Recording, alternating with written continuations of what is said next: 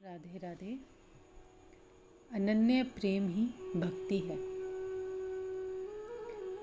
अनिर्वचनीय ब्रह्मानंद की प्राप्ति के लिए भगवत प्राप्ति के सदृश किसी भी युग में अन्य कोई भी सुगम उपाय नहीं है।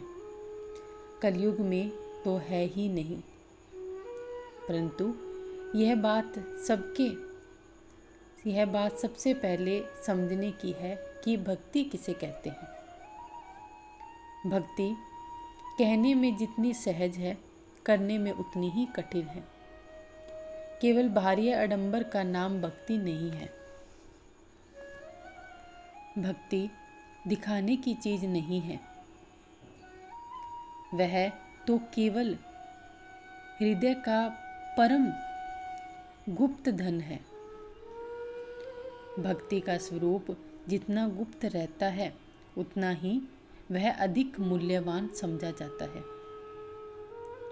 भक्ति तत्व का समझना बड़ा कठिन है। अवश्य ही उन भाग्यवानों को इसके समझने में बहुत आयास या श्रम नहीं करना पड़ता, जो उस दयामय परमेश्वर के शरण हो जाते हैं। अनन्य शरणागत भक्त को भक्ति का तत्व परमेश्वर स्वयं समझा देते हैं।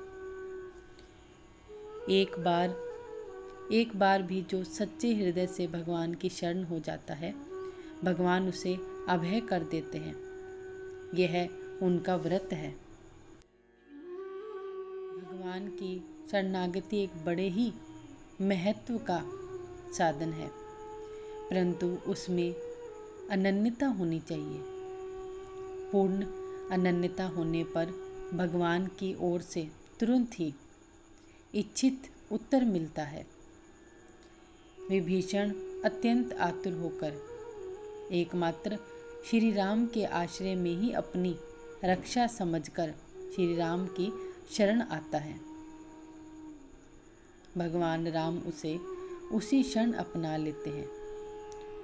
कौरवों की सभा में सब तरफ से निराश होकर देवी द्रौपदी जो ही शरण श्री कृष्ण को स्मरण करती है, त्यों ही चीर अनंत हो जाता है। अनन्य शरण के यही उदाहरण है। यह शरणागति संसारिक कष्ट निवृत्ति के लिए थी।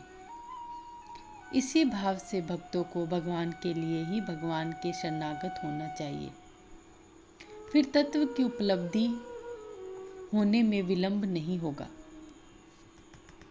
यद्यपि इस प्रकार भक्ति का परम तत्व भगवान की शरण होने से हो सकता है, तथापि शास्त्र और संत महात्माओं की युक्तियों के आधार पर अपना अधिकार न समझते हुए भी मैं जो कुछ लिख रहा हूँ, इसके लिए भक्तजन मुझे क्षमा करें।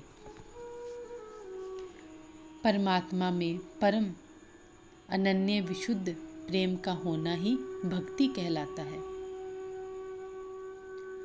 श्रीमद् भगवद गीता में अनेक जगह इसका विवेचन होता है, जैसे 13:10 गीता।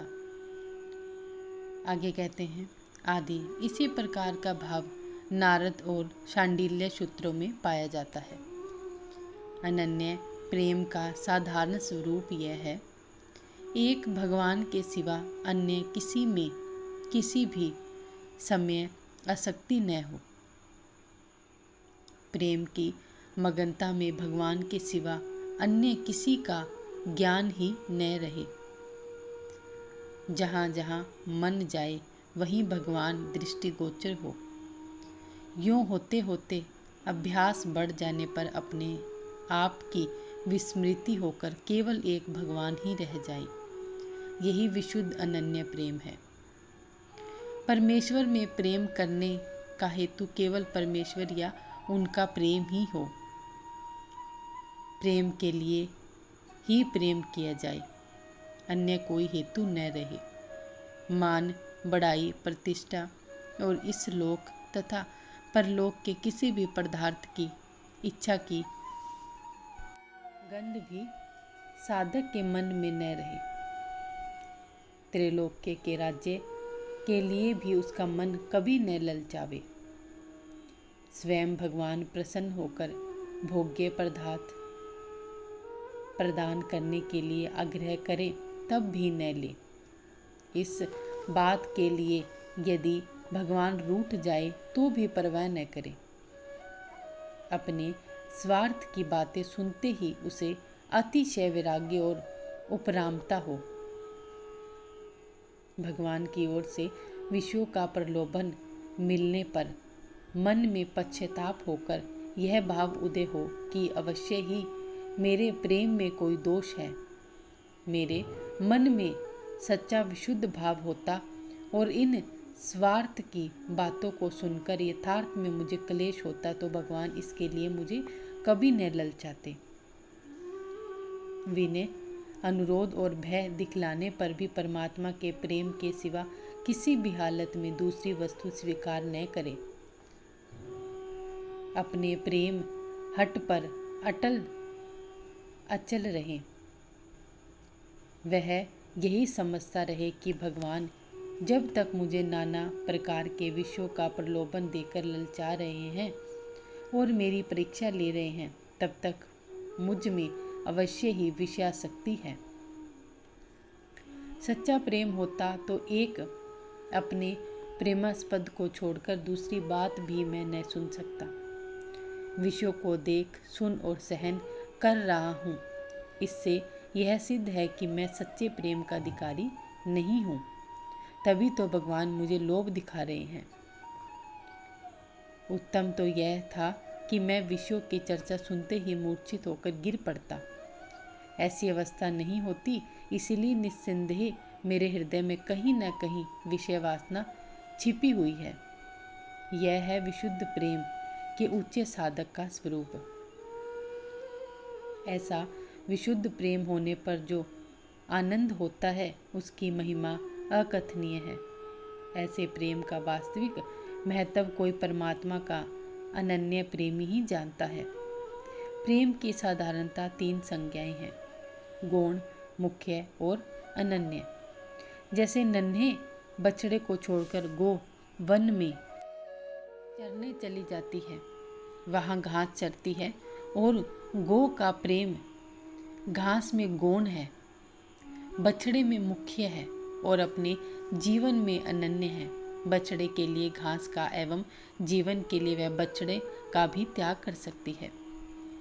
इसी प्रकार उत्तम साधक सांसारिक कार्य करते हुए भी अनन्य भाव से परमात्मा का चिंतन किया करते हैं।